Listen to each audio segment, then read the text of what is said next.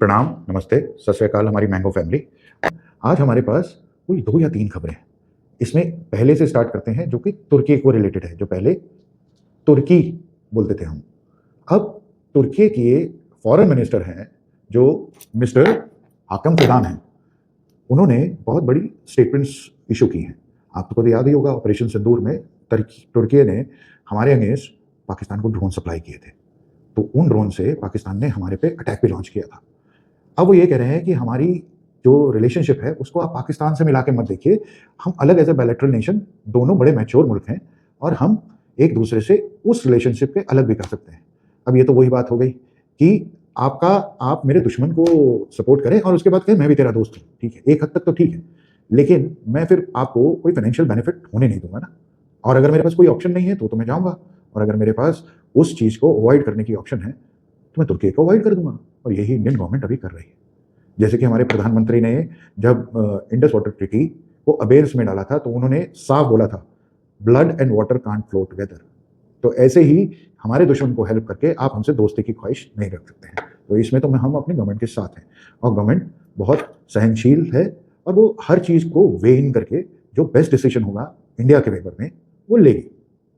ये तो हो गया तुर्की की डेवलपमेंट के बारे में, जो कि बहुत छोटी है, इररेलेवेंट तो नहीं है और रेलेवेंट भी नहीं है।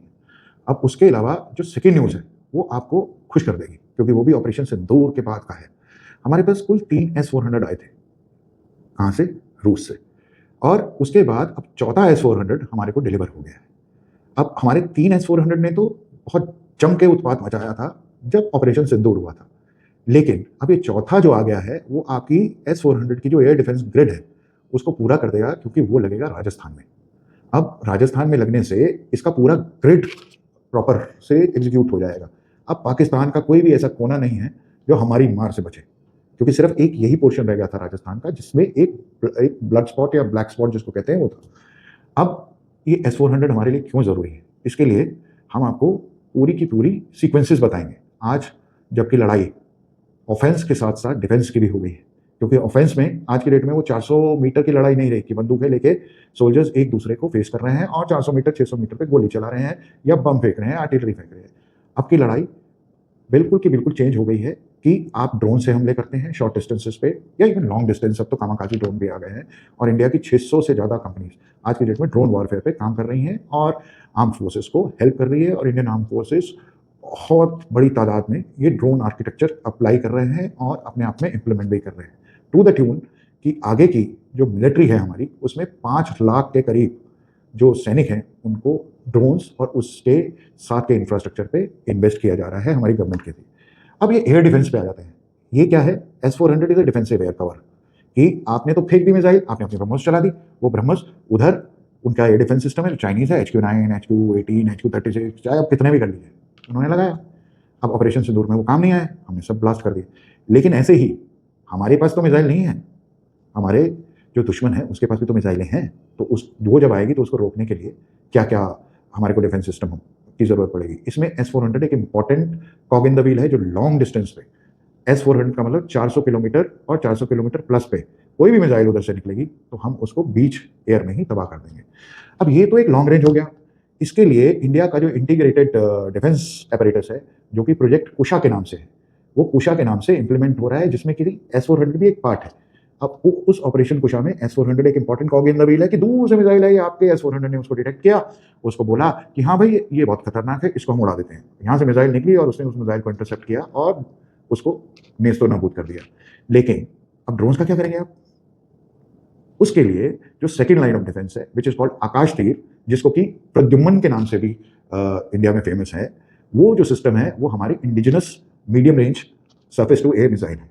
ये वो मिसाइल है कि अगर ऊपर की मार से कोई मिसाइल बच गई और वो बच के आपके इनर पेरिफेरी में आ गई तो मीडियम रेंज मिसाइल, जिसमें कि आकाश और बराक 8 जो इसराइल के साथ हमने डेवलप किया, वो सिस्टम सेकंड लेयर बन जाता है कि अगर 400 किलोमीटर पे आपने इंटरसेप्ट नहीं करे, आप कर पाए तो 150 से 200 किलोमीटर पे ये दो जो प्रॉपर्टीज हैं वो आपकी करेंगे। और इस आकाश तीर के साथ आपका जो नया डेवलपमेंट है वो डेवलपमेंट हो रहा है कि लेजर गाइडेड जो बीम्स हैं वो, जो कि बहुत फेमस है, इसराइल का आयरन डोम और आयरन यार भूल गया आयरन डोम के नाम से वो है। वैसे ही हम लोग का प्रोजेक्ट काली था, जिसको कि अब कंपाउंड करके और छोटा करके हम लोग वो लेज़र बाउंड भी यूज़ करेंगे, जो कि ड्रोन्स को मारने के काम में आएंगी। और इसके अलावा बहुत सारे मैंड वो होते हैं, जैसे बिहू हो गया और बहुत सारे पंजशीर हो गया सिस्टम, वो भी हम लगा रहे हैं, जो कि हमारे को एक डिफेंस 3 लेयर डिफेंस बनाता है। इसके अंदर S-400 एक इंपॉर्टेंट कॉग इन द व्हील है। अब ये बनने के बाद आपका 3 लेयर डिफेंस सिस्टम हो गया, और ये तीनों के तीनों सिस्टम, चाहे एक हमारा बनाया हुआ है, एक रशिया का बनाया हुआ है, और एक जो है जो कि है कोई साउथ कोरिया का है, कोई रशिया का है, वो सब इंटीग्रेट हो जाएगा। तो इसका मतलब एक मिसाइल चली तो वो देख लेगा, वो जो सिस्टम है वो AI के साथ हम प्रोजेक्ट कर रहे हैं, और वो AI डिफाइन करेगा कि ये मिसाइल S-400 मारेगा, या उसको और अंदर आने दे तो आकाश 3 मारेगा, या उसको और अंदर आने दे तो छोटा सा ड्रोन है, इसको तो हमारे जो सिस्टम छोटे सिस्टम्स है वो केटर कर लेंगे। तो ये तो हो गई S-400 की, और ये इंप्लीमेंट होकर हमारे एयर डिफेंस सिस्टम को चौतरफा स्ट्रॉन्ग कर देगी। तीसरे टॉपिक पे आते हैं। एक हमारा दोस्त जो कि दुश्मन से ज़्यादा खतरनाक है। जैसे कि लोगों ने कहा था, it's good to be foe of USA then to be a friend of USA। अब वही बात USA अब हमारे साथ इंप्लीमेंट कर रहा है। और वो कैसे इंप्लीमेंट कर रहा है हमारे साथ? वो आज भी उन्होंने under section 301 of USTR, which is United states trade representations में, उन्होंने भारत समेत 60 कंट्रीज पे ये लगाया है कि आप फोर्स लेबर करते हैं तो इसके अंदर आपको 12.5% के टैरिफ लगेंगे। अब ये टैरिफ की भी कहानी अजीब और बहुत पेचीदा है। सबसे पहले आपको याद है जब हमारे हाथों पाँव बदन पे पसीना आ गया था कि US ने तो 50% टैरिफ लगा दिया क्योंकि हम रशिया से ऑयल ले रहे हैं। वो जो था अंडर इमरजेंसी एक्ट के अंदर ट्रंप ने लगाया था। वहाँ के सुप्रीम कोर्ट ने उसको निगेट कर दिया कि इनके पास कोई पावर्स नहीं है और ये लोग ये नहीं लगा सकते, तो वो अब खत्म हो गया। उसके बाद अंडर सेक्शन 122 इन्होंने ब्लैंकेट में, क्योंकि बैलेंस ऑफ पेमेंट ठीक नहीं चल रहा है, ब्लैंकेट में सब कंट्रीज के ऊपर 10-10% का टैरिफ लगा दिया। फिर उसके बाद अब वो भी टैरिफ 5 महीने के लिए था, वो जुलाई में लैप्स हो रहा है। तो क्या करेंगे ट्रंप को तो रेवेन्यू चाहिए, जैसे कि USA तो कैपिटलिस्ट कंट्री है ना, उसको तो पैसे कमाने से है, उसको दोस्त दुश्मन से कोई नहीं होता। तो अंडर 301 उन्होंने 60 नेशंस को इस प्रीव्यू में रखा कि आप पे मैं 12.5% इसलिए टैरिफ लगाऊंगा कि ये टैरिफ जो है आप फोर्स लेबर कराते हैं, जो कि और उसको उसके बाद एक्सपोर्ट करते हैं USA में, ये हमारे को नहीं है, और अगर आपको करना है तो 12.5% का टैरिफ लगेगा। ठीक है, अब ये तो हो गया, लेकिन इसमें भी देखिए USA का दोगलापन। उन्होंने 2 कैटेगरीज बनाई जिसमें 12.5% उसमें हमको इंक्लूड किया इंडिया को, कि इनके पास तो कोई रूल है ही नहीं इसके रिलेटेड, तो इसलिए इनका है। लेकिन पाकिस्तान को 10% में डाल दिया। इनके पास रूल तो है लेकिन ये इंप्लीमेंट नहीं करते, इसलिए उसको 10% दे देते। तो अब आपको नजर आ रहा है पाकिस्तान के साथ USA फिर भी फेवर कर रहा है, जबकि ना पाकिस्तान उसके किसी काम का है ना किसी काम का होगा, लेकिन ये USA की फितरत है, क्या करें। इसीलिए ना हम उसके दुश्मन हैं ना हम उसके दोस्त हैं। जैसे वो काम कर रहा है हमको भी वैसे ही काम करना चाहिए, अपने बेनिफिट में, अपने नेशनल इंटरेस्ट के बारे में, जो कि गवर्नमेंट कर रही है। क्योंकि ये जब से टैरिफ उन्होंने अनाउंस किए हैं, ये 6 या 7 जुलाई तक इसमें रिप्रेजेंटेशन हम कर सकते हैं बोल के कि जी आप गलत बोल रहे हैं। उसकी फिर हियरिंग होगी, फिर जुलाई 22 के बाद जब ये 122 के अंडर टैरिफ खत्म हो जाएंगे तो वो कर देंगे। और देखिए टैरिफ की अनाउंसमेंट हो गई है, और USA की जो ट्रेड डील हो रही है उसकी एसोसिएशन और उसके डेलीगेट्स हमारे साथ अभी भी बैठ के US ट्रेड डील फाइनलाइज करना चाह रहे हैं।